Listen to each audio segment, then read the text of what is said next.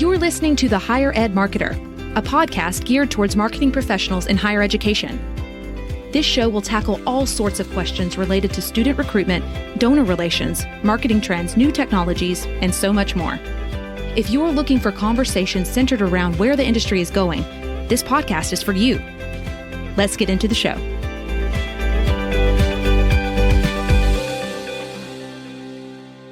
Welcome to the Higher Ed Marketer Podcast. My name is Troy Singer with Ring Digital, and I'm here with Bart Kaler from Kaler Solutions. And each week, we interview higher ed marketers that we admire for the betterment of the entire higher ed community. Today, we are bringing you Kyle Pucko. Kyle is the co-founder of a company called Geofli, and what they do is enable you, an institution, or really any company, at the website level, be able to personalize your website based on the location of where the person is viewing your website from. There's lots of possibilities. Kyle goes over those possibilities with Bart. I think this is a wonderful conversation to hear. Yeah, it's a fun conversation. And I think this is one of those things we always talk to our guests before they come on, and we say, hey, we have a lot of different size schools. We've got, really big D1 institutions and R1 institutions that we're working with, and we've got really tiny little faith-based schools that have 50 students. Give us stuff that anybody can use. And I think Kyle delivers because it's such a pragmatic and practical tool that he has, that he talks about, and quite frankly, it's very affordable. And so I think that the idea of really being able to personalize that experience, you're going to have a lot of ideas that you're going to walk away with, and I'm really excited about this episode. Here's our conversation with Kyle. Kyle, Bart and I are excited to talk about the technology around customization that your company and other companies like it bring.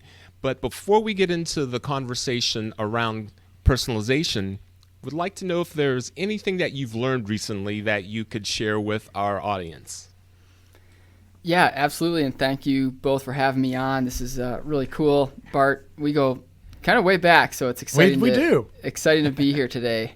And Troy, good to meet you again here.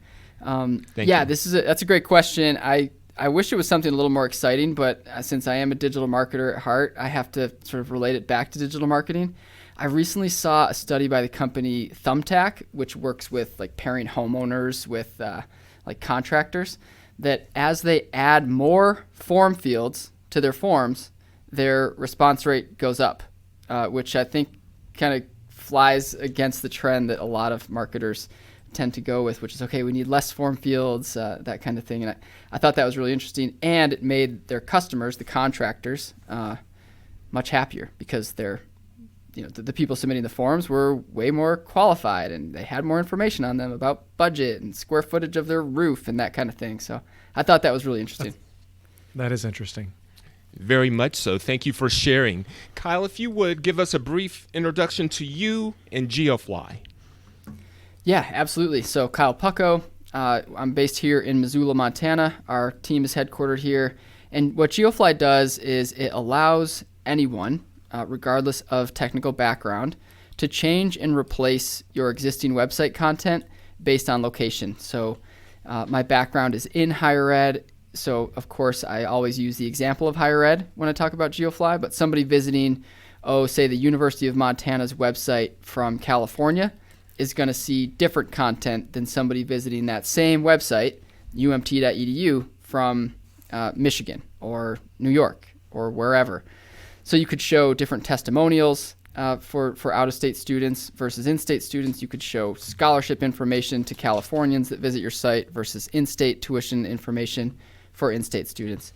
Lots of applications. In higher ed, we work with e-commerce, we work with tourism, so we're sort of all across the board there. That's the quick elevator pitch. Thank you, but I do want to emphasize that you said you worked in higher ed, but you worked in admissions, you were a road warrior, so you really know what it's like working for a large university. I think it was the University of Montana at one time. Is that correct? Yeah, you got it. So I spent almost a decade working in higher ed. I worked at a small private liberal arts school outside of Chicago, Rockford College. I think it's now Rockford University.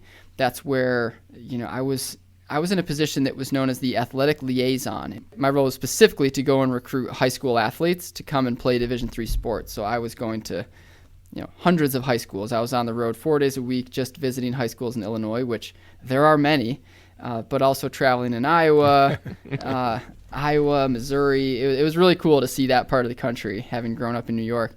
And then made my way further west to the University of Montana, where I spent almost 5 years in admissions, and then ended my career there as the digital marketing manager for the university, which at the time, this was 2014 when I took on that role, 2013, 2014. I started to look on LinkedIn, and at least according to LinkedIn, I was the only digital marketing manager at any university in the whole country at the time. So I felt like I was early in that trend. And I loved my time in admissions. I love the University of Montana. I'm still very connected with a lot of the people there. And it's such a big part of this community. But just working on a college campus is so fun. But I had an entrepreneurial gene in me that I couldn't quite get rid of, so I had to go and start this company. I'm particularly interested because, you, like you said, you and I have known each other for a while.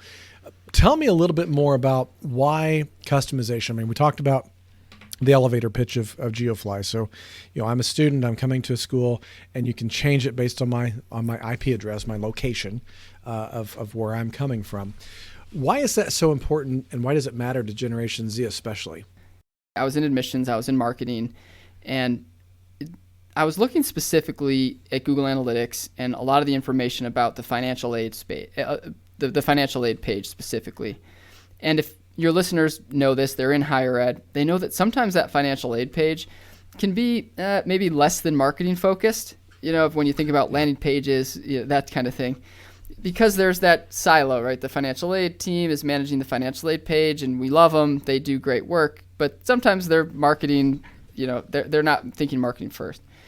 So at the University of Montana, we would display in-state tuition, and listeners can't see, but I'm like sort of charting this out. We would display in-state tuition right above out-of-state tuition. So if you were an out-of-state student and you go to the financial aid page, or you're an out-of-state parent, you see this displayed in this way, and your immediate reaction is, oh, well, boy, that's too bad. It's sort of it's not a great experience if you're an out-of-state parent to say, oh, geez, if I was just a Montana resident, I'd pay thousands of dollars less. When in reality, when I was at the university, it was clear that a lot of the surrounding states, Washington, California, even Oregon, like you come to the University of Montana, you'll pay less than you do in-state in those states. I don't know if that's still true today, but at the time it was. So we wanted to promote that in a way. So of course we go out looking for, well, okay, how do we do this? Let's just go find the product that helps us do this. And when we couldn't find one, of course, that's when, and I say we, my co-founder and I, Nick Shantz, went out and decided to build this. And to Bart, your question, why is this important? I think it's important for a lot of reasons. It's segmenting the same way that you would segment emails. So somebody that gets an email from the University of Arkansas, and that person lives in New York, and the email is blasted to everybody nationwide, and it's the same email.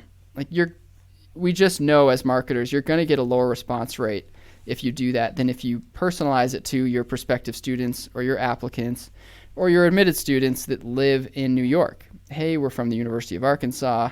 I recently saw a Northern Arkansas marketing campaign that was like, why, when your family asks you why you're moving to Arkansas, here's what you say, and here's why you're doing this. And maybe you sort of play it up like that.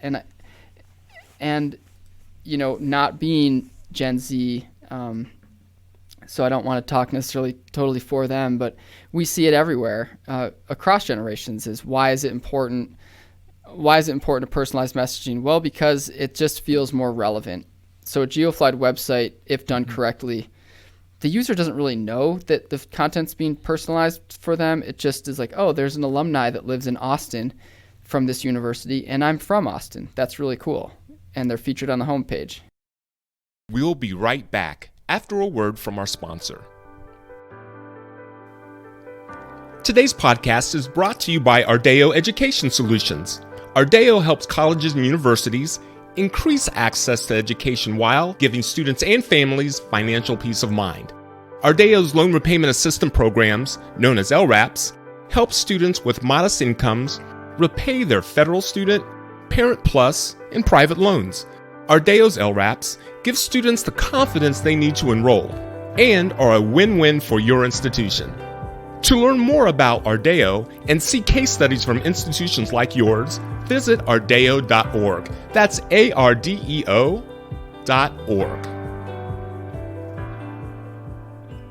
Welcome back. Let's rejoin the conversation right here on the Higher Ed Marketer. It's one of those things that it's not being done that much, and so it's kind of an unexpected surprise. And I think that's one of the things that really helps out in today's higher ed marketing is when we can do something that's extremely targeted, extremely relevant. We had a conversation in a recent podcast with Bob Johnson, kind of a leading higher ed marketing expert. And he talked a lot about the idea of, taking the information that we know about people and customizing their experience based on that. And he was talking about it in the essence of ComFlow. But for you, we're talking about it from that very first impression that they have. Because a lot of times, we look at all the studies, the RNL, e-expectations reports and everything else always tell us that the website is the number one first impression that people have about our schools. And so the fact that if that first impression not only starts here, but can go up even higher because all of a sudden I'm looking in the mirror at something that I recognize, whether it's an alumni testimonial, some social proof from somebody that's near where I'm coming from, or even that, like you said, that statement that says what I might qualify from because of my location. Let's say I'm in-state or I'm out-of-state or whatever.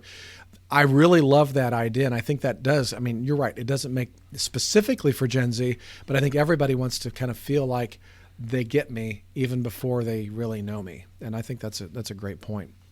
Yeah, totally. And the cool part too, to your point about personalization, is a lot of times colleges already have this information. This content exists on their website, so they just need to surface it to the user earlier. Take an international student as an example. Colleges have tons of information about international enrollment, international applications, but when somebody visits their homepage, they see the same thing that everybody else sees. Wouldn't it be cool if they just, hey, you add a button that says interested in our TOEFL exam requirements? Like, click here, and maybe that disappears if you're visiting from the United States. Yeah, so I'm guessing the software allows you to kind of do, not only targeting a specific location, so I can say if they're from Austin, serve this up, but it also says if they're not from these areas, serve this up. That's right. And to your point, Bart, about like serving the relevant content, moving from New York and then, a couple stops along the way, but landing in Montana, I think colleges, and maybe your listeners would sort of identify with this, a lot of times admissions professionals are hired from, they were the tour guide and then they sort of graduated and now they're the biggest advocates for the university, which is awesome. Like, of course you want those people in your admissions office sort of shouting all the accolades and talking about their experiences at the university. That's extraordinarily valuable. However, I also found it extremely valuable to enter the team as an outsider. And I hope that the team found that valuable as well. That I was at the University of Montana in admissions, and this was my first time in Missoula. I knew nobody. So I was looking at it from the point of view of a first-time visitor to the town. Mm-hmm. And when I would read marketing messages like, go Grizz, the Grizz are the football team here and the athletics here, it didn't really resonate with me. I didn't really get it. I wasn't a huge Grizz fan at the time, and I am, of course, now. But 10 years ago when I started, go Grizz meant very little to me. And so I could sort of add to the conversation, like, hey, if we're sending things to, New Yorkers or even out-of-staters, people in Seattle, go Grizz might not mean that much. Like, maybe we should have a different message for out-of-state students that's less sort of inside baseball. But in-state, absolutely. Let's shout go Grizz from the rooftops. People know it. Chances are they have relatives that went to the university. But out of state, you can throw that playbook out the window. So it gives you the opportunity to also have multiple playbooks. We've talked about at a high level that your service offers customization, but specifically, what types of things or what web pages do you apply this technology to the most? There is definitely that 95-5 rule. Like 95% of your website traffic probably comes from 5% of your pages. So one of the first things we'll do is there's really no hard and fast rule. We'll take a look if the university has it, which hopefully they do. We'll peel back a layer of uncertainty and discover, oh, okay, it looks like actually the financial page is certainly one we talked about. And then we try to discover with whatever university we're working with, are there opportunities that just make sense here? Sometimes it might not make sense to just take the College of Business page and spend a lot of time personalizing it when you come to learn that, hey, parents and prospective students aren't really going to these pages. A good example is like the University of Oregon. So the University of Oregon has an orientation that they do in the state of Hawaii. They have an orientation for anybody from Hawaii attending the University of Oregon. And you go to their orientation page and you really have to dig to find this information. But how easy would it be to say, if you're from the state of Hawaii and you go to our homepage, you see, hey, did you know that there's an orientation just for you? So sometimes it's not these are the pages that we're geoflying. Right. It's these are the pages that we're sort of surfacing to the homepage. And 99% of our customers, it's the homepage first, and then we try to discover opportunity too. I think that's really a good answer. And help me understand too. I mean, we've talked a little bit about some of the use cases, certainly surfacing that information to the homepage, being able to highlight, cleaning up the tuition page so that it's more relevant from where they're coming from.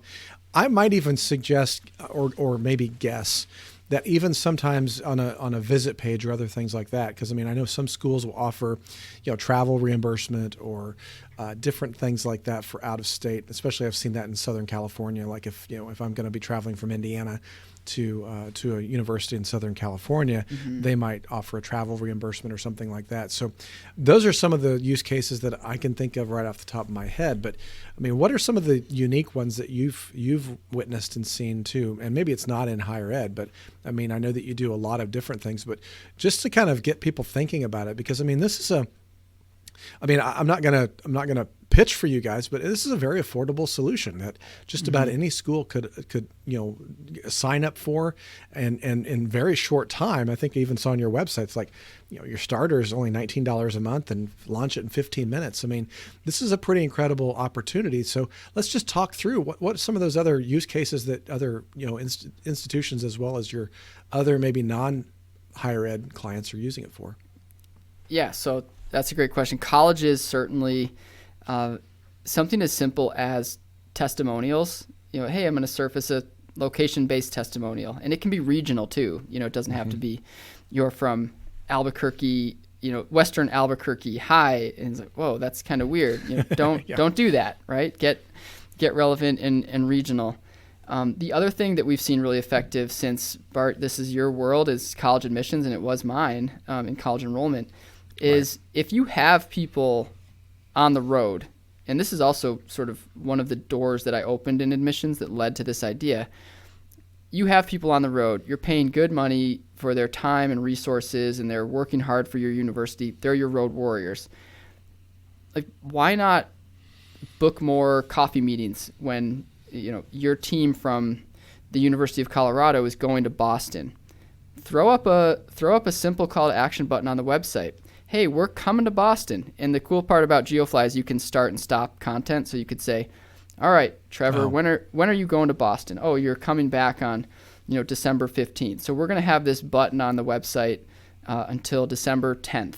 And then anybody from Boston who comes to our site is going to see this button on the homepage that says, we're coming to Boston, book a coffee meeting. And got a nice picture of Trevor there with them and everything else. That content's there. Exactly. And then all of a sudden, Trevor's inbox is lighting up with Boston leads. And yes, you can also email your Boston inquiries, but that only gets the people who have already inquired.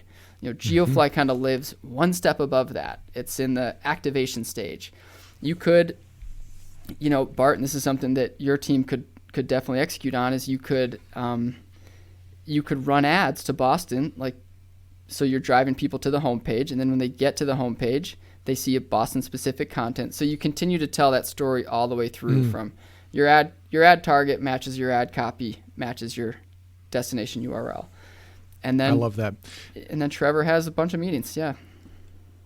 And I love the fact too that we talked about a little bit earlier, but the idea that we are using content and we're using content that we already have. So everybody who ever comes to visit your website, they reveal their IP address. We don't necessarily know that. We don't necessarily harvest that. You can't get to it like you used to be able to in Google Analytics, but it's there and it's publicly available. And tools like Geofli basically allow us to harvest that and harness it.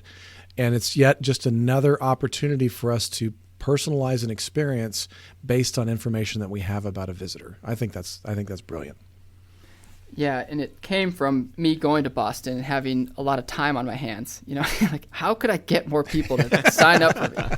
It's like, I flew all the way out here. If they from only Montana. knew on the homepage that That's right. that I was here. If they only knew that on the homepage, that'd be great. I emailed all of our That's inquiries. great. So and let's didn't talk get a anything little. back.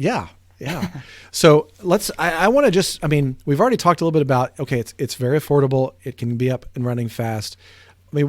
I mean, is it as simple as like putting a YouTube link on? I know when I embed a YouTube video on my website, it's pretty simple. Is it like that? So Geofli works. It's more like adding a Google Analytics pixel on your website.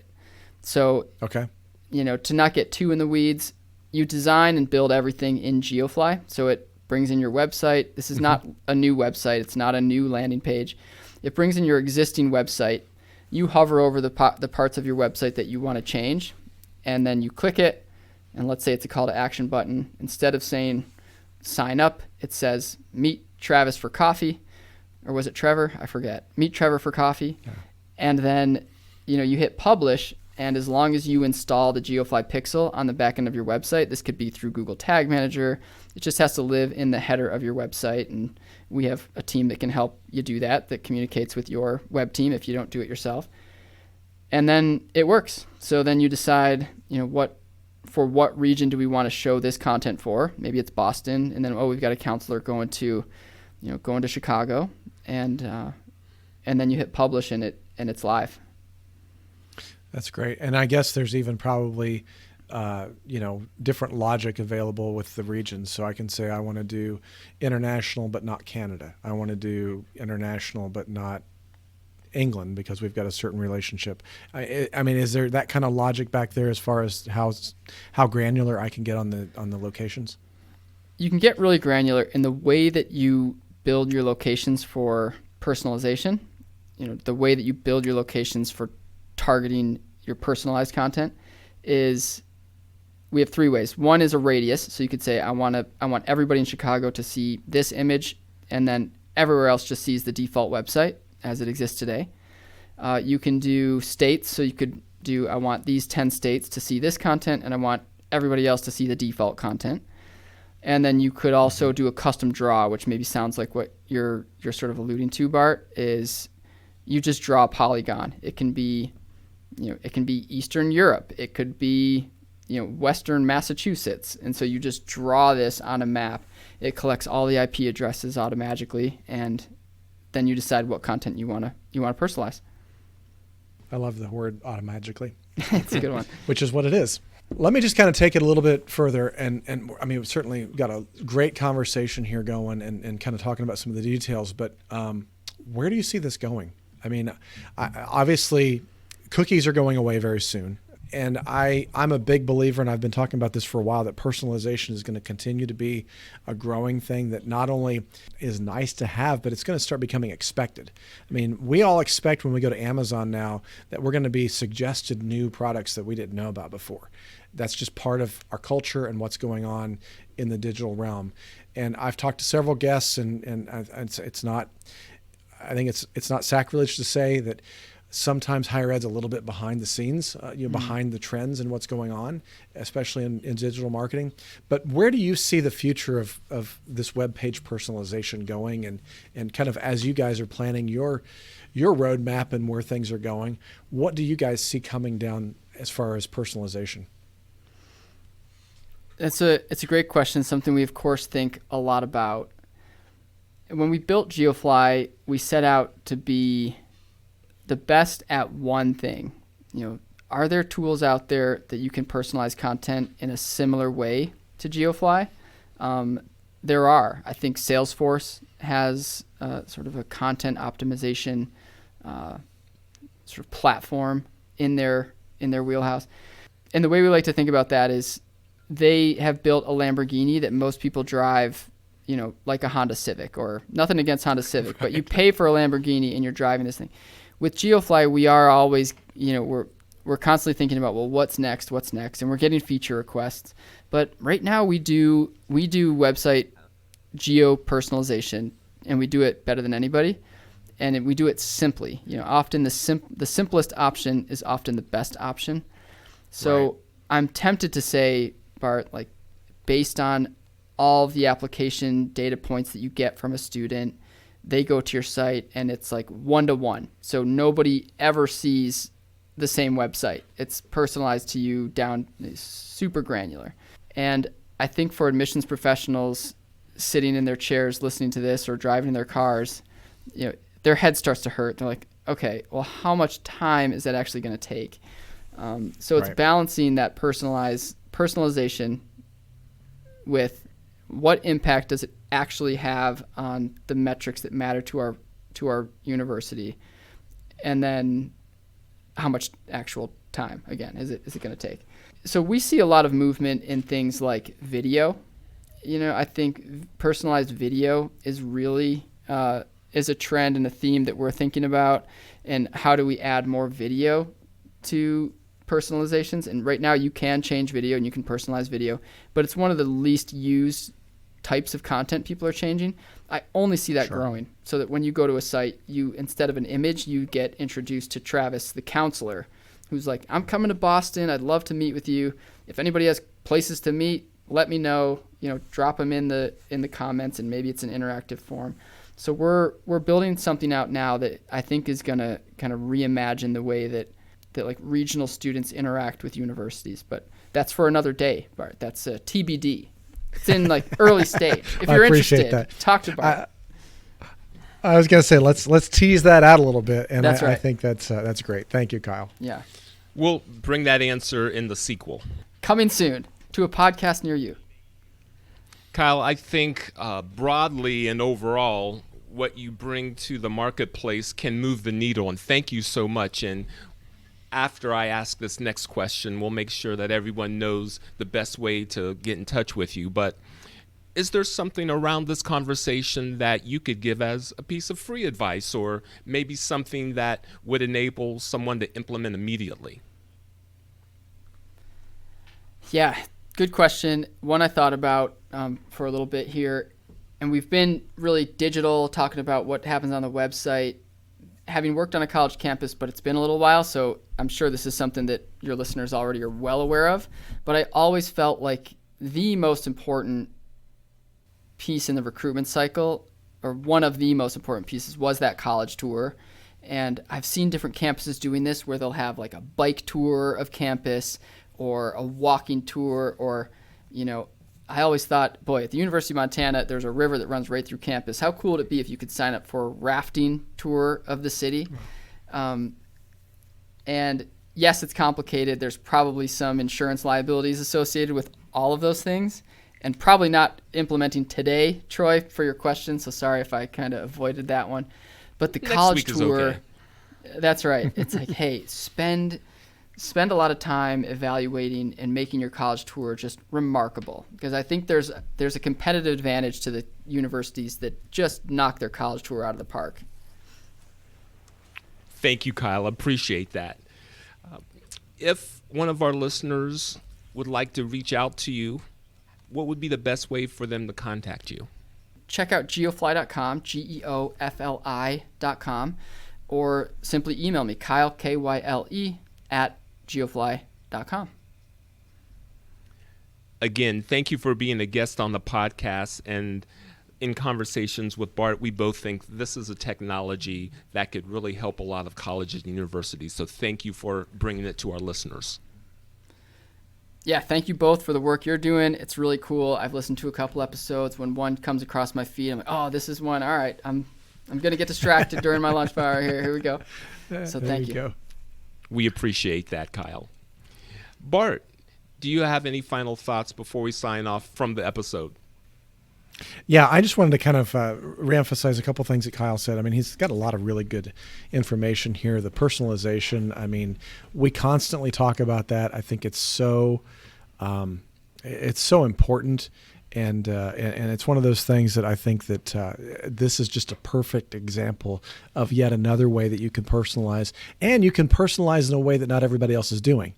I mean, you know, everybody puts in somebody's first name in the first part of the email in the comm flow. I mean, that's, you know, a lot of people put it in the subject line.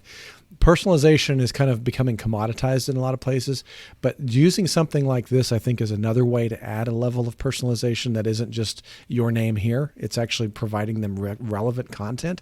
And I loved what he talked about with, you know, you have a lot of content that's relevant for your audience that might be buried in your website, and you're expecting them to go find it based on who they are. This is just a way for us to kind of surface that to the top. I love the fact that that's the language that Kyle used in the conversation. So that's a really good thing. And, you know, it just gives you another ability to differentiate. And I really loved what he talked about with the campus tour, is the idea, you know, differentiating your campus from everybody else by who are you? What are you doing? I think this technology does the same thing. It's like, how can I differentiate this experience based on not only who is coming, but also who am I as an institution, and what can I offer them that's unique for their particular location. So I love that. One of the things too that I'm realizing, that I do a newsletter called Friday Finds, and at the end of every month I find some kind of technology that's under $500 that could move the needle for higher education. This fits the bill. So if you were to look at this, you know, it's an under $500 a year investment. To me, it's like, I know a ton of people right now that are probably going to go sign up. And so I'm really excited to have Kyle on here today. Kyle, thanks for sharing this with us today, and really appreciate you being on the show. The Higher Ed Marketer podcast is sponsored by Kaler Solutions, an education marketing and branding agency, and by Ring Digital, providing significant lifts in yield by following your list with precisely targeted ads. On behalf of our wonderful guest, Kyle, my co-host Bart, and myself, Troy, thank you very much for joining the podcast today. You've been listening to The Higher Ed Marketer. To ensure that you never miss an episode, subscribe to the show in your favorite podcast player. If you're listening with Apple Podcasts, we'd love for you to leave a quick rating of the show. Simply tap the number of stars you think the podcast deserves. Until next time.